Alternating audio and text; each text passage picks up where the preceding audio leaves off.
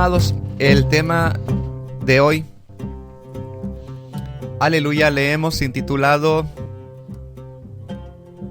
es un tema muy interesante en realidad, le hemos intitulado La exaltación del Mashiach, la exaltación del Mesías.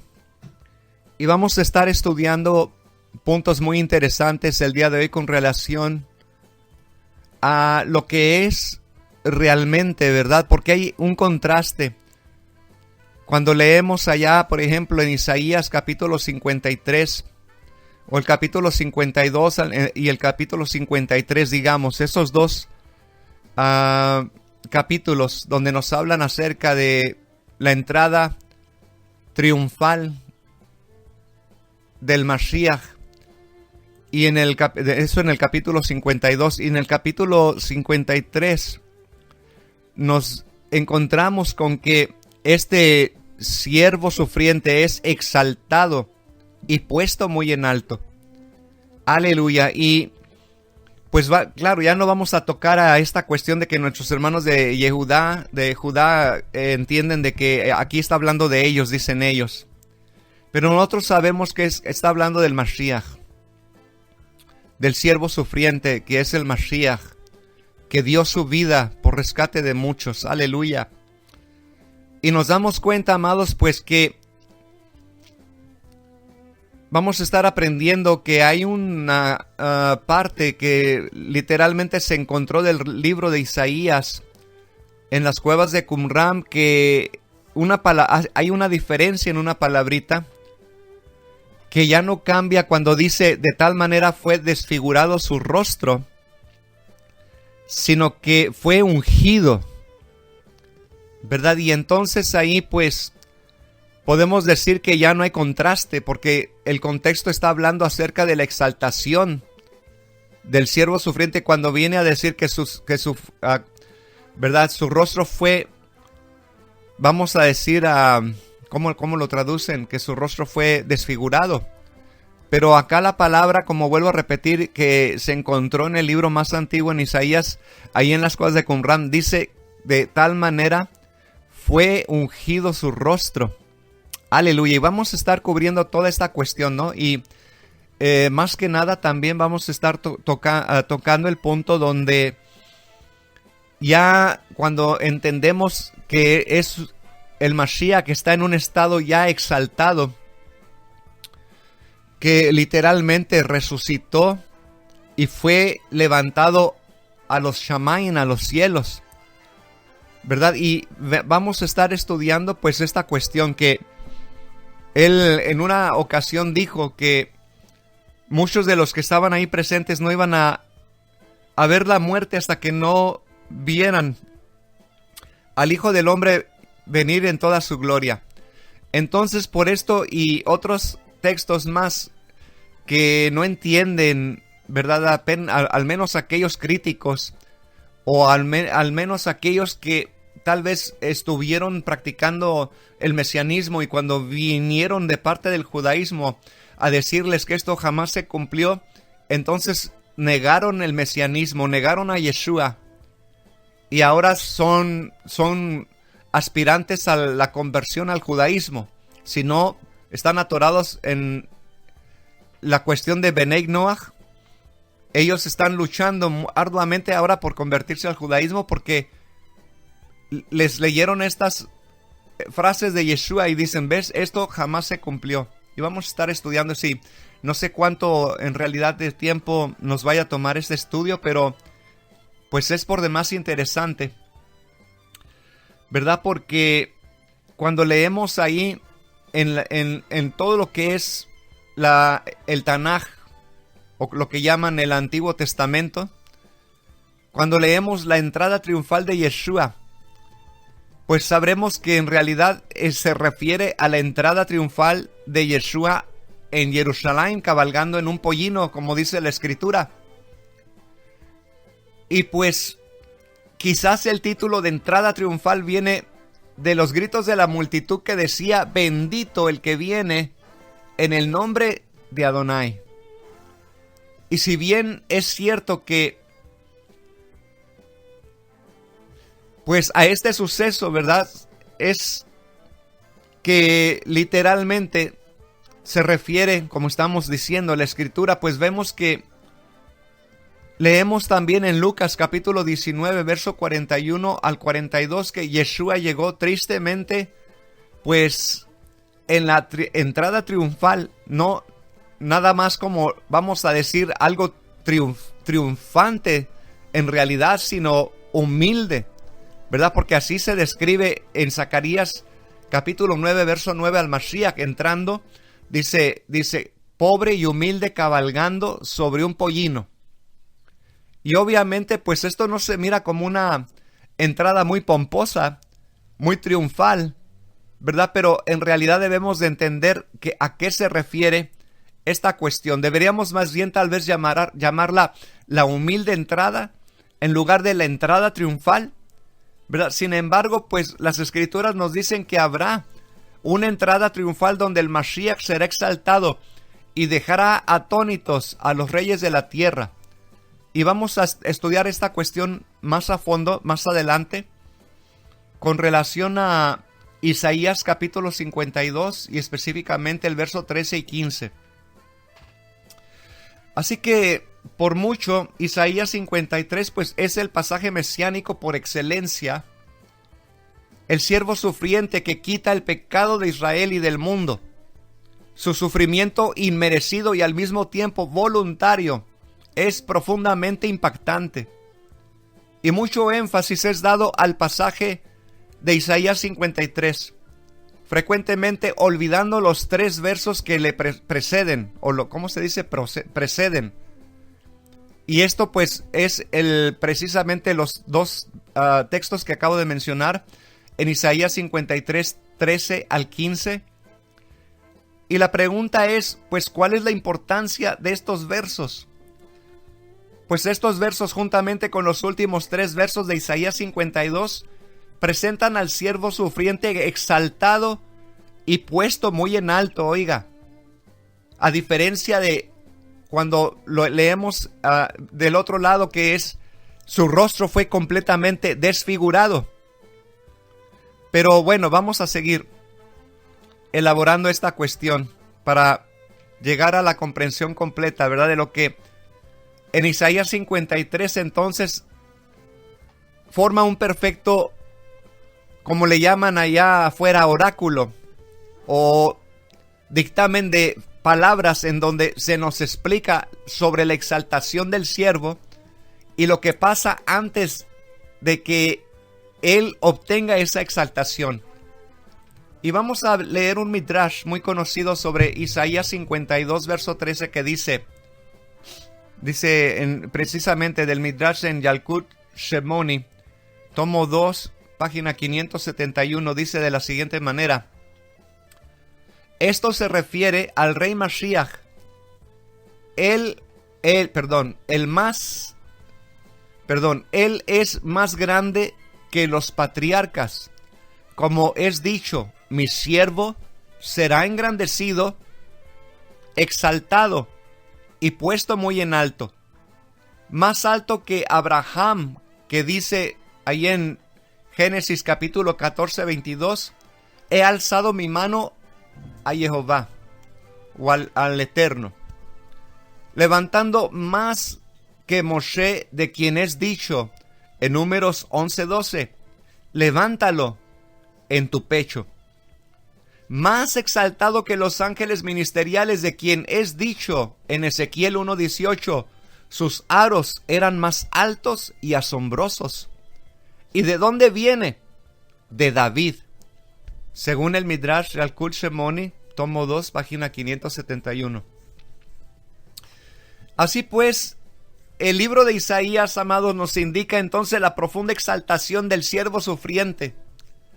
Y algo que pues parece que no cuadra, ¿verdad? Son los 3 versos del capítulo 52, donde todas las alusiones al siervo del Eterno hablan de la exaltación, excepto una, y es la contenida en Isaías 52:13, donde dice: de tal manera fue desfigurado de los hombres su parecer. Así que la pregunta es, ¿cómo encaja entonces esta parte en la exaltación al siervo que menciona estos versos. O sea, un contraste completamente, como quien dice, de norte a sur. Y para muchos la explicación más lógica es que los reyes no creerán que aquel que había sido desfigurado ahora se presente ante ellos triunfante. Pero mire lo que dice Nachmanides. Dice de la siguiente manera: su asombro fue mostrado por escarnecerlo cuando llegó primero, y al preguntar como un despreciado, manso y cabalgando en un pollino, pudiera conquistar todos los reinos del mundo. Ahí en El Siervo Sufriente, página 104. De esta manera, el asombro de los reyes se explica en virtud de lo que el Mesías parecía al inicio y en lo que se convirtió. Esta explicación es buena y muchos se unen a Nachmanides en su explicación. Pues sin embargo, amados, hay una variante textual muy curiosa y asombrosa. Pudiera dar más luz sobre esto, sobre la exaltación del siervo del Eterno. Y mire aquí en 1946, bueno, ya saben la historia sobre los rollos de Qumran. Un bedunio llamado Mohammed Ahmed descubrió por accidente todos estos libros de los que siempre estamos hablando, pero uno en particular que aparece también, ¿verdad? Porque los manuscritos del Mar Muerto, ¿verdad? Al menos los manuscritos mayoritarios del Tanaj, de donde también depende la versión masoreta, eran el Aleppo Codex y el Códice de Leningrado. Y lo maravilloso del descubrimiento es que habían rollos de los primeros siglos de nuestra era y un rollo, oiga bien, que es de nuestro interés en este momento citar el rollo el rollo completo de Isaías. Y es maravilloso esto, amados, porque aquí es donde vamos a encontrar algo que nos llama la atención en este caso, porque al estudiar esta cuestión del libro de Isaías encontrado en las cuevas de Qumran, vemos algo interesante que dice en esta versión, que dice Ken Mishhat Meish Marehul, que significa fue desfigurada su apariencia más la de cualquier hombre. En la masoreta dice así. Pero esta palabra Mishhat aparece únicamente en este verso en todo el Tanaj, y algunos creen que viene de la palabra shahat, que es arruinar y que significa desfiguramiento, ¿verdad? Según el journal, ¿cómo se dice journal? Periódico, no es como un periódico que sacaron Stephen Lancaster sobre ¿cómo se dice journal? Como el noticiero, pues, del Mashiach, donde explica él precisamente que esta palabra rara hace un tanto difícil una traducción exacta. O sea, en otras palabras, cuando vemos el texto de Qumran, entonces vemos la pequeña diferencia, pero una diferencia muy importante, que viene y dice así: Ken Mishhati Meish Marehu, que literalmente significa, oiga bien, ungido y no desfigurado. ¿Se da cuenta lo interesante de esta cuestión? O sea, la diferencia entre de que su rostro fue desfigurado a que su rostro fue ungido. Aleluya. Es algo muy interesante, muy emocionante, hermana Araceli. Amén. Y esa es una tremenda bendición, porque también podemos ver lo que escribió Melquisedec en el libro de la historia de Salem. Cuando dice aquí en el capítulo 13, verso 9, cuando se le fue llevado a mirar lo que había en los cielos. Al mirar hacia aquel que estaba sentado sobre el trono, Melquisedec se sorprendió al descubrir la figura de un hombre. Él estaba cubierto por un manto de lino fino, de una blancura sin igual, y tenía sobre la cabeza una corona formada por 7 coronas sobrepuestas, repletas de piedras preciosas. Y al mirar hacia las manos que sustentaban el cetro, Se sorprendió al descubrir en ella cicatrices de heridas semejantes a aquellas en sus manos. El ángel le afirmó ser el Mesías, la manifestación visible de Jehová, el Elohim invisible. Entonces podemos mirar que nuestro amado Yehoshua ha sido exaltado, y en aquel día todo ojo lo verá. Todos, por eso todo mundo va a doblar rodillas, porque cuando miren semejante figura ahí en el trono y resulta que es nuestro amado Yehoshua, pues todo mundo va a doblar las rodillas delante de él. Aleluya. Qué tremendo, amados. Así es que es interesantísimo, ¿no cree usted? La única diferencia, oiga, en el rollo de Isaías encontrado en las cuevas de Qumran es una pequeña letra que hace el cambio. Pero, ¿qué es lo que dice entonces? No dice necesariamente así como dije ungido, sino he ungido. He ungido. Sí, entonces esto es realmente interesante, ¿no cree usted? Porque cuando dice entonces el verso se debe de traducir, ciertamente he ungido de los hombres su parecer y su aspecto es de los hijos del hombre.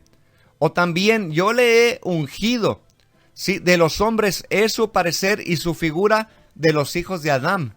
O hay otra versión que dice yo he ungido su rostro más que cualquier yo he ungido su rostro más que el de cualquier hombre. Qué tremendo. Y esta lectura entonces ahora pues hace perfecto sentido con la exaltación del siervo sufriente, amado, ¿no cree? Porque primero dice que sufrió el siervo sufriente, pero después fue exaltado. Y después encontramos el pasaje que su rostro fue desfigurado. Entonces no hace lógica. Pero ahora entendemos que sí hace más lógica que diga que su rostro fue ungido más que cualquier otro hombre. Aleluya, qué tremendo.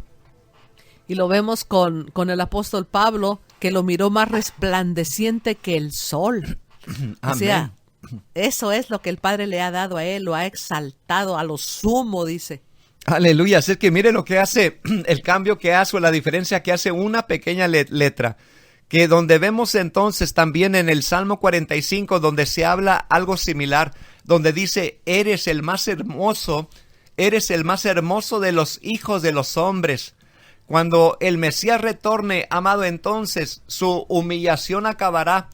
Esa mentalidad que tiene la gente de aquel, vamos a decir, Mesías sufriente o el Mesías que está crucificado para muchos todavía, entonces entenderán que cuando Él venga con gran poder y gran gloria, y como dice la Escritura, en las nubes del cielo, y se parará en el monte de los olivos para vencer a los ejércitos extranjeros reunidos en contra del pueblo de Israel.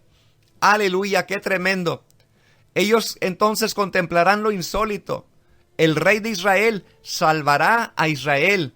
¿Y quién es este rey? Es Yeshua HaMashiach, el que fue levantado y puesto muy en alto, aleluya, como dice Mateo. Entonces aparecerá en el cielo la señal del Hijo del Hombre, y todas las tribus de la tierra se lamentarán. Aleluya, Mateo 24:30. Amén, amén. Yeshua vendrá por segunda vez sin relación con el pecado para salvar a los que le esperan, según Hebreos capítulo 9, verso 27. Y después entonces, amados, en los últimos años de esta era, el siervo del Eterno vendrá y será puesto muy en alto. Los reyes de la tierra quedarán atónitos ante él, y las naciones traerán riquezas al Rey Mesías. Aleluya. Qué hermosa revelación, amados, y qué precioso será ese momento en el que nosotros, cada uno de nosotros como creyentes, estamos en espera. Estamos esperando esa venida gloriosa de nuestro Rey Mesías, aleluya, que de una vez por todas convierta, oiga bien, esta era de pecado, esta era de maldad, esta era que literalmente está queriendo opacar la gloria que nosotros debemos de tener, amados, pero cuando venga lo perfecto, entonces nos gozaremos juntamente con nuestro Rey. Aleluya, qué lindo será. Entonces, amados, esa será también la entrada triunfal de la que está hablando aquí la Escritura y que nosotros debemos de estar esperando. que pronto suceda en nuestros días. Aleluya. Qué lindo es, amados. Qué lindo es encontrar aún todavía esta confirmación allá en Mateo capítulo 10, verso 23, donde dice, Yehoshua refiriéndose a sus talmidín, a sus discípulos, dice así, pero cuando los persigan en esta ciudad, huyan a la otra, porque en verdad les digo que no terminarán de recorrer las ciudades de Israel antes que venga el Hijo del Hombre. Oiga, qué tremendo. Y esta cita de Mateo 10:23 es colocada por el autor en el contexto donde nuestro amo Yehoshua envía a sus discípulos, o como le llaman, apóstoles, a proclamar la Teshuvá al pueblo de Israel. Como dijo él, a tierras extranjeras no vayan, y en las ciudades de los, oiga bien, de los samaritanos no entren. ¿No es cierto que dijo eso? Dice, vayan a las ovejas que se han apartado de la casa de Israel. Y qué interesante, amado, porque ahí, lo que acabo de leer en Mateo 10:5, donde dice, y Yehoshua dijo a sus discípulos, cuando ellos los persigan a ustedes en esta ciudad, huyan a otra. Y ciertamente yo les digo que no terminarán de recorrer las ciudades de Israel antes que venga el Ben Adam. Oiga, qué tremendo. No sé si usted está poniendo atención lo que está hablando aquí Yeshua. Y es precisamente por este texto que muchos dicen que él es un falso Mesías. Porque esto no se ha cumplido, dicen. Nunca se cumplió, más bien. ¿Qué es lo que está diciendo ahí? Está diciendo, cuando ellos los persigan a ustedes en esta ciudad, huyan a otra, pero ciertamente les está diciendo, oiga, que no terminarán de recorrer las ciudades de Israel antes que venga el Hijo del Hombre. Entonces, ¿qué está pasando, amados? ¿Yeshua se equivocó? ¿Cuál es la comprensión común de este texto? Cuando Yehoshua predijo que era en muy poco tiempo, oiga, que el Mashiach vendría a reinar en la nación de Israel. Si esta fue entonces la comprensión correcta sobre el texto, entonces se deduce que Yehoshua tenía la esperanza que en todas las ciudades de Israel, donde los apóstoles llevaban el mensaje, la gente haría Teshuvá y consecuentemente se manifestara entonces él como Mashiach. Pero si seguimos la narración, leemos ahí en Mateo 11:20 que dice, entonces Yehoshua comenzó a declarar que a las ciudades en que no fueron hechas sus señales y no hicieron Teshuvá, ay de ti, Corazim, ay de ti, Betsaida. En otras palabras, no todos hicieron Teshuvá. Y el plan de Yehoshua entonces no funcionó. Y finalmente Yehoshua se equivocó en su predicción porque la venida del Mashiach nunca llegó. Entonces, dicen ellos, fue un falso profeta, o en el mayor de los casos, un ilusionista. Lo que dijo no fue una profecía, sino la expresión de su deseo por la redención mesiánica de Israel, dicen ellos, aunque esta nunca llegó.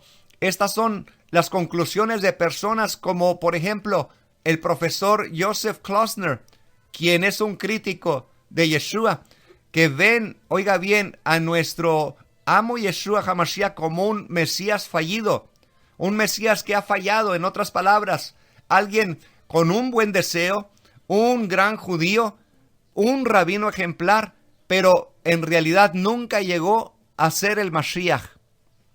Y en realidad, oiga bien, tal vez usted no lo sabía, pero hay muchos judíos que piensan de esta manera. Hasta predican del Mashiach, pero no creen que fuese Yeshua. Predican de Yeshua, perdón. Hablan de Yeshua. Hablan que fue buen judío, hablan que fue buen rabino. Hablan inclusive que observó ciertas leyes del Talmud, ciertas leyes de los fariseos y otros de los saduceos. Y ahí están en contienda a cuál se inclinaba más. Pero déjeme le digo una cosa, que literalmente, pues, por eso estas personas critican tanto a nuestro Mesías, porque ellos no están entendiendo o comprendiendo las palabras que está hablando aquí Yeshua.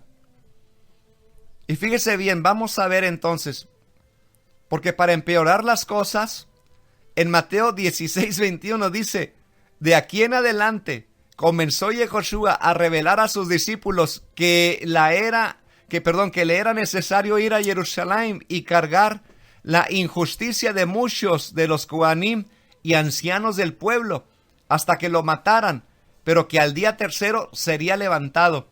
Y entonces en el verso 28 dice, ciertamente yo les digo a ustedes que hay de los que están parados aquí que no probarán la muerte hasta que vean al Ben Eloah venir en su reino, hasta que vean al Hijo de Elohim venir en su reino.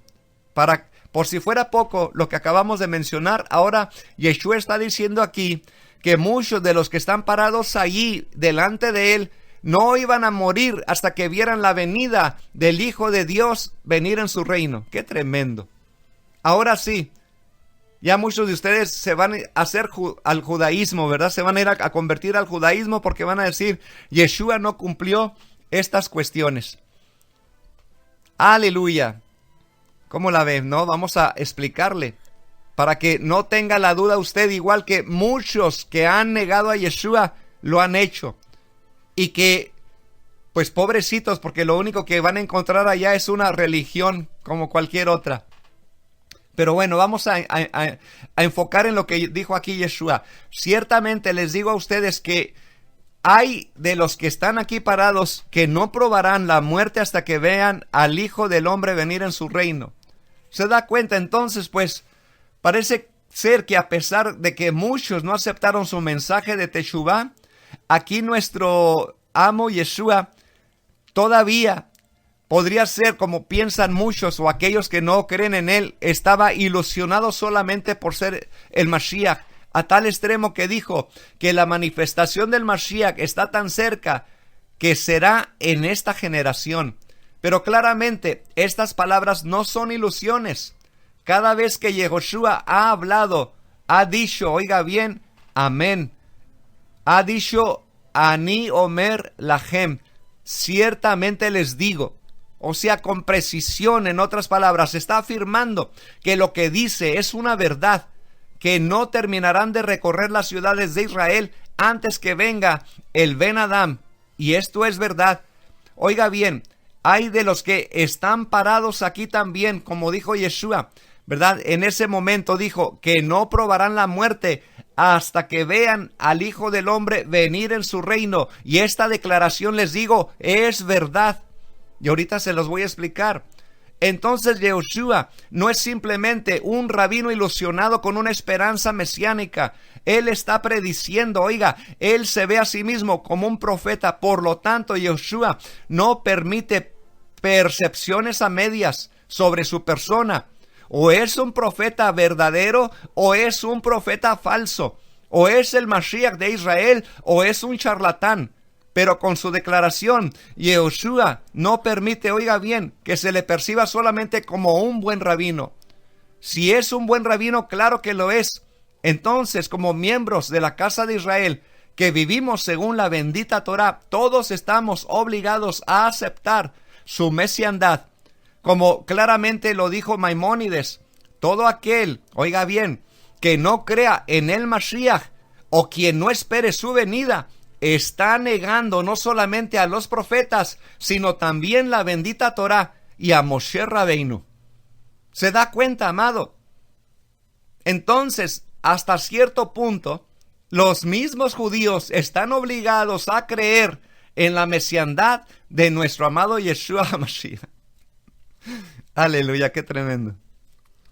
Y esto fue el punto pues culminante. El principal, oiga bien, de los Kohanim le dice a nuestro amado Yeshua, yo te hago jurar por el Jai, por el que vive, que no digas tú eres el Mashiach ben Jael.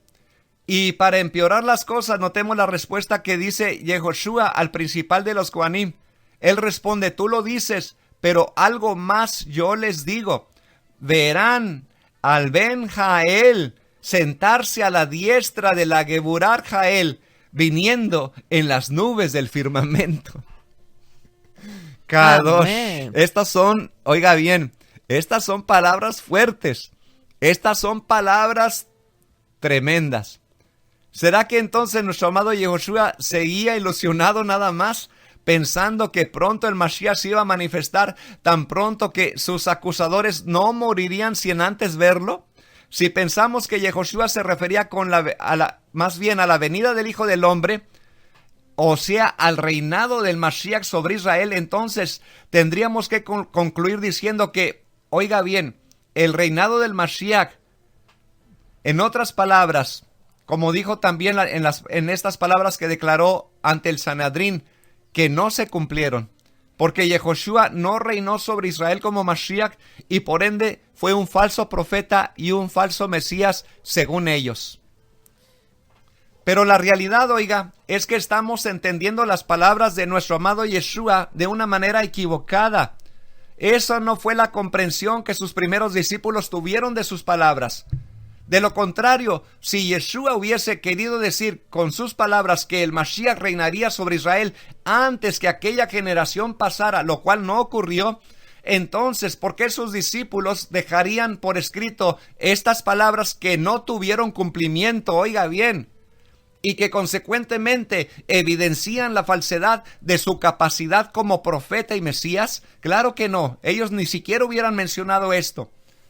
Pero esta es la pregunta obvia que los ex-mesiánicos que ya negaron a Yeshua por esto, los antimisioneros, nunca se hacen cuando usan estos textos para plantear lo que Yehoshua, oiga bien, es verdaderamente, y no que cómo lo juzgan ellos como falso profeta o un falso Mesías, según ellos, porque sus palabras no se cumplieron.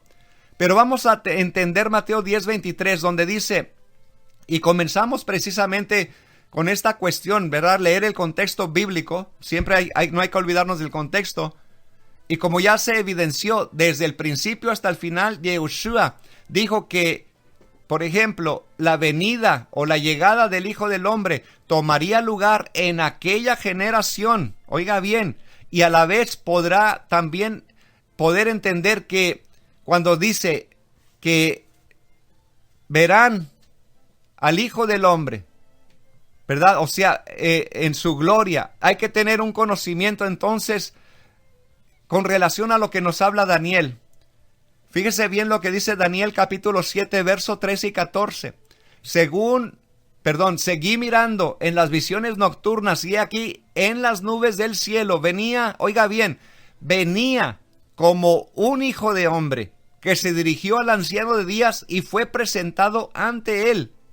Oiga bien, dice que Daniel vio que venía como un hijo de hombre, pero ¿vino a Daniel? La pregunta es, ¿vino a Daniel? ¿Qué significa este término? Venía, venir al Hijo del Hombre en las nubes del cielo.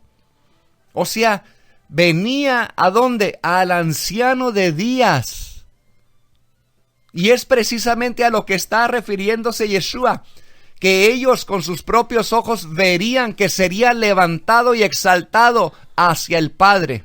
Amén. Lo vemos en Daniel 7:14. Le fue dado dominio, gloria y reino, para que todos los pueblos, naciones y lenguas le sirvieran. Su dominio es un dominio eterno, que nunca pasará, y su reino uno, que no será destruido. Vemos a otro testigo, Isaías 53:12. Por lo tanto, yo le daré parte con los grandes, y con los fuertes repartirá despojos, porque derramó su alma hasta la muerte, y con los transgresores fue contado, llevando él el pecado de muchos e intercediendo por los transgresores. Lo vemos también en la parte de Filipenses 2:9, por los discípulos. Por lo tanto, por lo cual Elohim también le exaltó hasta lo sumo, y le confirió el nombre que es sobre todo nombre, para que en el nombre de Yahoshua se doble toda rodilla de los que están en el cielo, en la tierra y debajo de la tierra. Amén, aleluya. Y es precisamente por eso, amados, que debemos de entender entonces esta cuestión, que lo que está hablando entonces aquí, por ejemplo, lo que acabo de citar, ¿verdad? Que la venida del Hijo del Hombre es literalmente su llegada al eterno. O sea, que él, como dijo Daniel, vi que venía uno como Hijo de Hombre. ¿Venía a dónde? ¿A Daniel? No, venía hacia el anciano de días, se presentaba ante él Y es lo mismo que aconteció con Yeshua. Él se presentó en su resurrección, fue exaltado. Y como dice la Escritura, ungido su rostro más que cualquiera de los otros hombres y exaltado a la diestra del Padre. Y así es como entonces aquella generación vio venir al Hijo del Hombre a la diestra del Padre una vez más en la gloria del Padre y tomando su, ¿cómo se dice? Su gloria que ya tenía antes de que se manifestara a esta dimensión. Aleluya, qué tremendo. Así que, amados, pues es hermoso entender entonces que cuando leemos esta cuestión, el autor manifiesta que la exaltación del Mashiach está en la resurrección, cuando leemos precisamente acerca de la resurrección de Yeshua. Y en realidad el término, la venida del Mashiach, se pudiera decir, pues es ambiguo, porque también, recuerde, Yeshua ya se había manifestado aquí en esta dimensión. Si nosotros creemos que Yeshua es Mashiach, entonces estamos viviendo también un tipo de era mesiánica, en donde nosotros somos los súbditos y nuestro amado Yeshua está reinando por su espíritu sobre todo su pueblo. O sea, en otras palabras, ha comenzado ya el reino de los cielos desde que Yeshua se manifestó en esta dimensión. ¿Se da cuenta qué tremenda es esta cuestión? Entonces, por eso, amados, hay que entender esta cuestión, que es necesario, inclusive cuando dice, no pasará de esta generación hasta que todo esto acontezca. Ya estuvimos viendo también ese término, que está hablando acerca de la generación de Mashiach ben Yosef y Mashiach ben David. Y bueno, hermana Araceli, estamos ya para terminar. Sus últimos comentarios. Pues sí, esa es la bendición que tenemos al mirar de que por donde quiera vamos a mirar a los discípulos de lo que hablan de Yeshua. Por eso dicen también en Hechos 2:33, así que exaltado a la diestra de Elohim y habiendo recibido del Padre la promesa del Espíritu Santo, ha derramado esto que vosotros veis y oís. O sea, lo que vemos que Él fue exaltado y después que Él resucitó, pues derramó su Ruach HaKodesh a todos nosotros, para que tuviéramos la autoridad en su nombre. ¿De qué? Pues de hollar serpientes y escorpiones y de poder nosotros con autoridad hablar su palabra, el testimonio que nos ha dejado de lo que Él es. Y pues estamos bendecidos al reconocer quién es Yehoshua, que nuestro Padre Eterno mandó su salvación y por eso nosotros podemos gozarnos en Él. Amén, aleluya. Y mire, lo que leemos aquí para evidenciar aún más que estas citas que acabamos de estar comentando o de las que acabamos de comentar, se refiere entonces a su venida como la exaltación en su resurrección y la entrega de la autoridad a Él en todas las cuestiones, ¿no? Por haber resucitado de entre los muertos. Como dice Mateo 16:21 y 28, dice, era necesario ir a Jerusalén y cargar la injusticia, ¿verdad?, de todos los demás, y sigue diciendo hasta que lo maten, pero que al día tercero sería levantado. Ciertamente yo les digo a ustedes que hay de los que están parados aquí que no probarán la muerte hasta que vean al Ben Eloa venir en su reino, hasta que no vean al Hijo del Hombre venir en su reino. Ahora, acto seguido, ¿verdad?, vemos en Mateo 17, 1 al 3 y 5, donde dice que Yeshua tomó a Kefa, también a Jacob y a Yohanan su hermano, y los trajo a una montaña alta, donde él pudiera hacer tefilá, oración. Mientras oraba, entonces fue cambiado ante ellos, transfigurado, y la piel de su rostro resplandeció como el sol, y sus vestiduras se emblanquecieron como la nieve. Entonces les fue revelado Moshe y Eliyahu, mientras hablaban con él, y le narraban a Yeshua todo lo que le acontecería en Jerusalén. Mientras hablaban, he aquí una nube que los cubre, y se aterraron en gran manera, y mientras estaban bajo la nube, escucharon en medio de la nube una voz que hablaba y decía, he aquí, este es mi Hijo amado, mi complacencia está en él, a él escucharán. Aleluya, qué tremendo, amado. ¿Qué estamos viendo aquí entonces? Precisamente la exaltación del Mashiach, la exaltación del siervo sufriente a un estado, oiga bien, donde ya no es siervo sufriente, sino ahora por medio de la resurrección, ahora Él ha tomado la autoridad plena. Aleluya. Y pues de ello debemos de alegrarnos, amados, porque por medio de ese acto que Yeshua hizo en su resurrección, muerte y resurrección, también nosotros podemos tener vida eterna. Aleluya.